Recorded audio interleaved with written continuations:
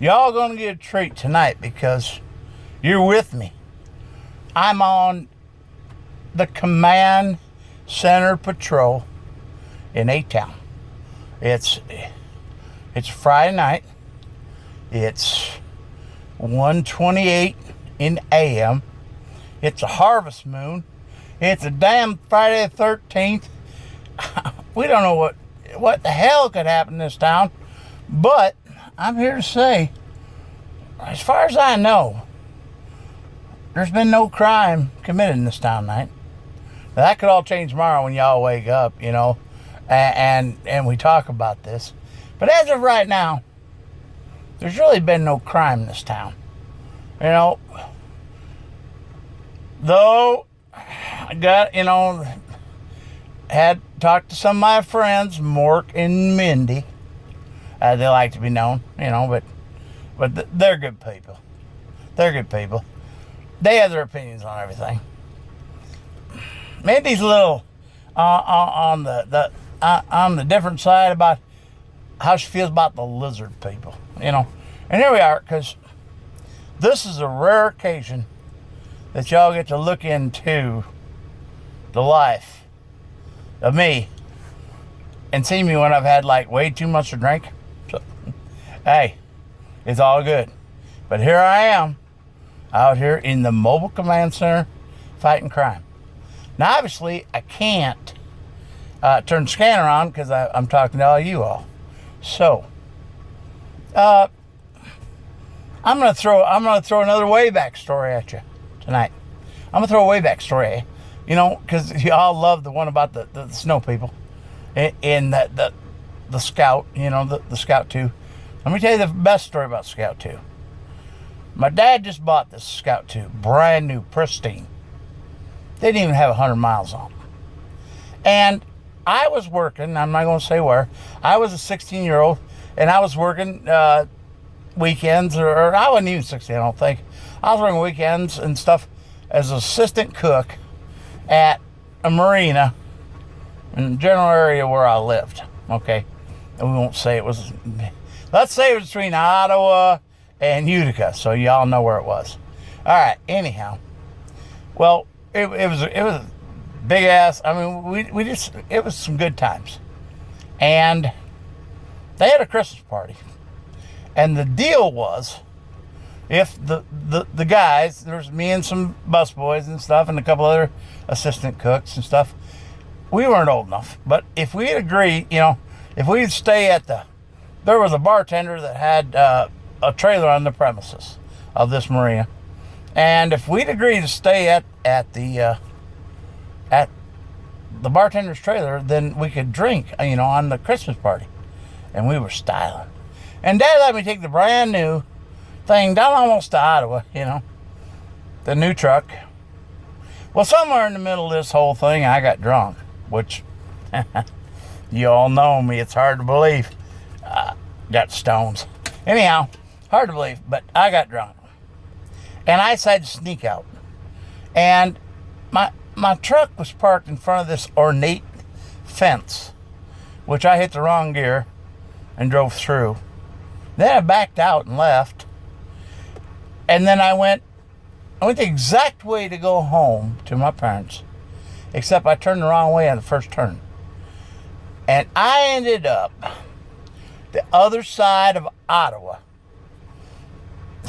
on some road. Now, here's what happened. Full tank gas, brand new truck, only had 100 and some miles on it. I pull over, and I got to pee. So I get out, because I'm lost, I get out to pee. And as I go back to the back of the vehicle and pee, it's snowing. And that snow starts waking me up. And so, all of a sudden, I'm not facing my vehicle. I'm facing away from the vehicle. And now I'm wide awake. I thought, who in the fuck left me out in the middle of nowhere? So I just started walking away from my vehicle that was running with a full tank of gas, by the way. So I walked into Ottawa. And there's a nursing home there at the edge of Ottawa. And I walked on, beating on the door and knocking. And they're not answering because they don't like, big fat guys knocking at 2 o'clock in the morning. So they said they were going to call the police, and I said, please do, because I was dropped off in the middle of nowhere, and I need to figure out how to get home. So they took me. Police picked me up.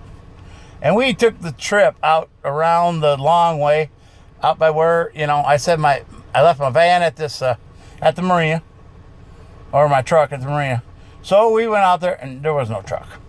So they take me back to Ottawa, to the police station in Ottawa, and called my father, and said, hey, your boy is all fucked up. You gotta come get him. So my dad comes and gets me, takes me home, doesn't really press me on the issue. We go home, and he does the worst thing he could ever do. He let me go sleep. So the next morning, he wakes me up.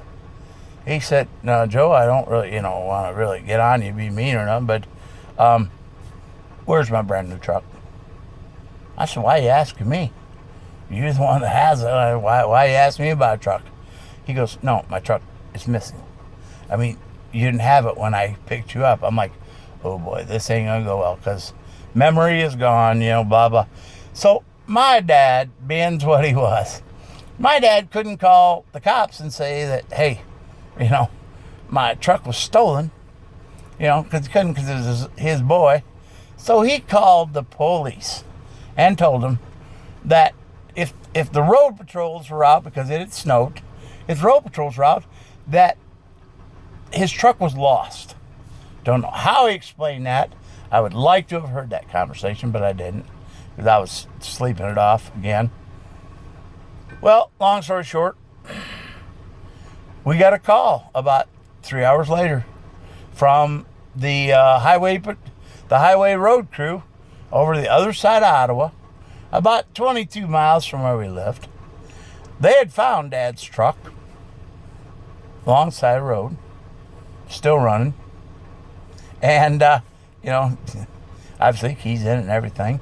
So my dad had to go get it, and so, and that just started a pattern with me of, don't let me drive your fucking vehicle, and more people should have understood this over the years, but I'm here to tell you that's a true life story, and that's why I didn't get to drive the truck for, about another 6 months, but I talked him out of it eventually, but, oh well, you guys are all privileged. So I'm doing an after dark one as I'm watching the world out here, and remember, love yourself, love your family.